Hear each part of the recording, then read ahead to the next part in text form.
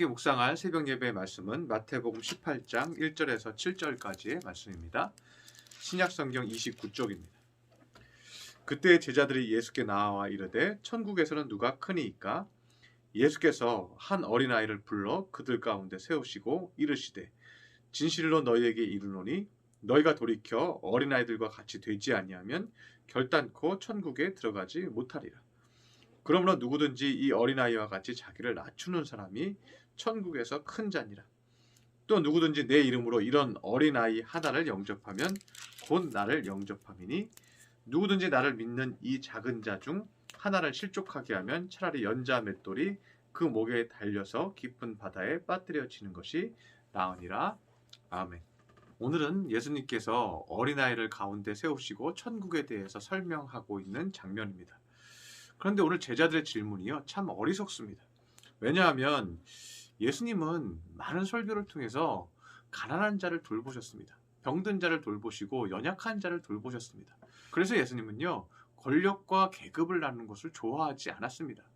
예수님이 십자가에 못 박혀 죽으시기 전날도요, 제자들은 싸웠어요. 서로 더 높은 권력을 얻기 위해서 싸웠다는 거예요. 그런데 예수님이 한 어린아이를 앞에 세우십니다. 그리고 3절에서 말씀하십니다. 너희가 돌이켜 어린아이들과 같이 되지 아니하면 결단코 천국에 들어가지 못하리라. 예수님은 전혀 계급이 없는 어린아이를 하나 세워놓고 이렇게 계급에 관심이 없는 사람이 되어야 천국에 들어갈 수 있다고 말씀하시는 겁니다. 세상의 생각처럼 계급의식이나 명예, 권력에 대한 마음으로는 결단코 천국에 들어갈 수도 없다는 거예요. 예수님은 4절에서 말합니다. 누구든지 이 어린아이와 같이 자기를 낮추는 사람이 천국에서 큰 자니라. 그러면 이 어린아이와 같이 자기를 낮추는 사람은 어떤 사람입니까? 예수님은 이 어린아이의 특성에서 어린아이의 순수함이나 어린아이의 정직성에 대해서 말씀하고 있는 것이 아닙니다. 예수님은 어린아이의 특성에 대해서 명확하게 말씀하고 있습니다. 이 어린아이와 같이 자기를 낮추는 자가 되어야 천국에서 큰 자라고 말씀하고 있어요.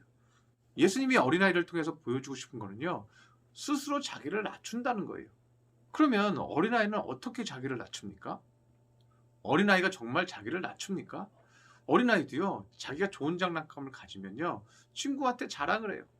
어린아이도 자기가 맛있는 것을 가지고 있고 사탕을 가지고 있으면요, 다른 사람들 앞에서 자랑을 해요.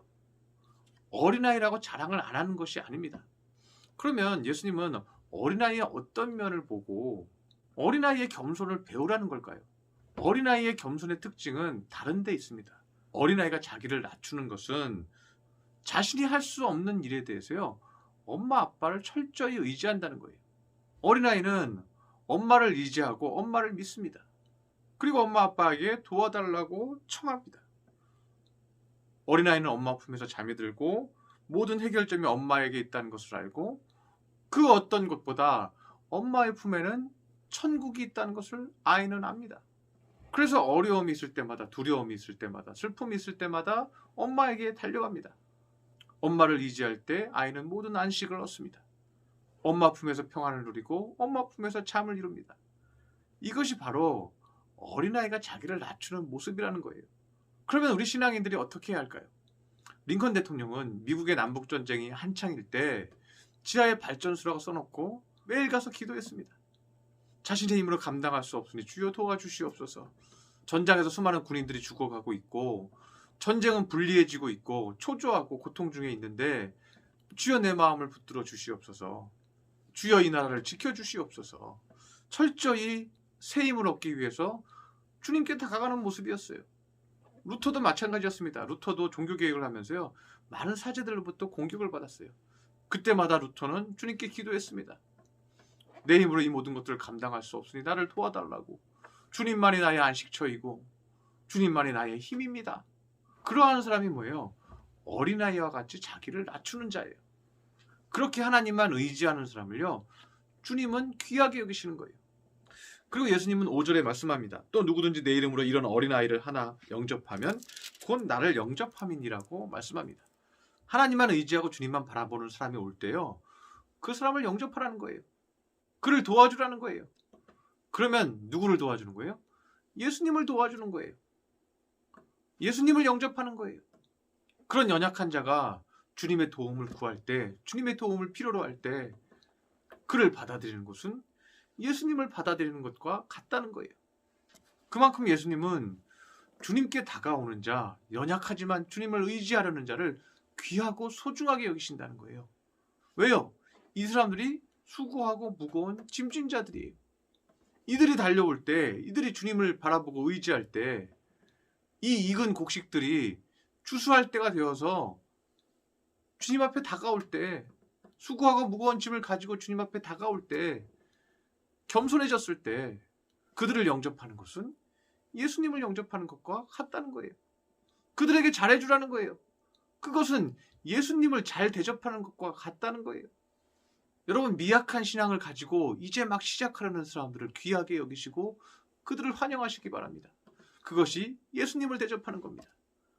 그리고 그렇게 달려오는 자가 있을 때 그들에게 상처 주지 말라는 거예요.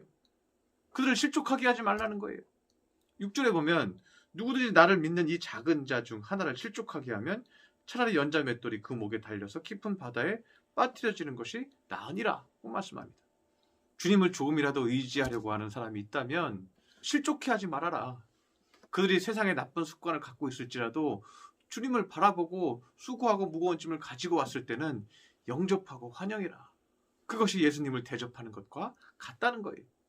그리고 그 영혼이 온전한 신앙생활을 할 수 있도록 도와주시기를 바랍니다. 그것은 예수님을 대접하는 것과 같은 것입니다. 여러분도 항상 어린아이같이 겸손해서 철저하게 주님을 바라보고 의지하고 조금이라도 주님을 의지하려는 사람이 있다면 도와주시기를 바랍니다. 하나님은 그런 사람을 존귀하게 여기십니다. 하나님은 그러한 사람을 기뻐하십니다. 여러분 주변에 성품이 온전치 않고 삐뚤어지고 골이 나 있고 화가 나 있는 그런 사람이 있을지라도 주님을 조금이라도 의지하려는 마음을 가지고 있다면 그 소자를 받으시기를 바랍니다. 그 소자를 품으시고 기도해 주시기 바랍니다. 그것이 예수님을 대접하는 것이고 예수님도 여러분을 대접해 주실 것입니다.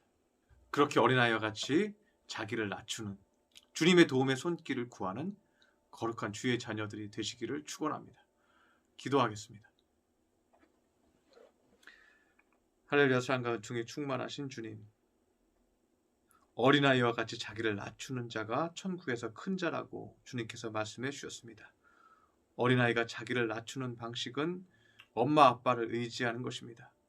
엄마 아빠가 자신의 천국이라고 믿고 자신의 모든 문제의 해결점이라고 믿고 자기의 안식처라고 믿는 것입니다.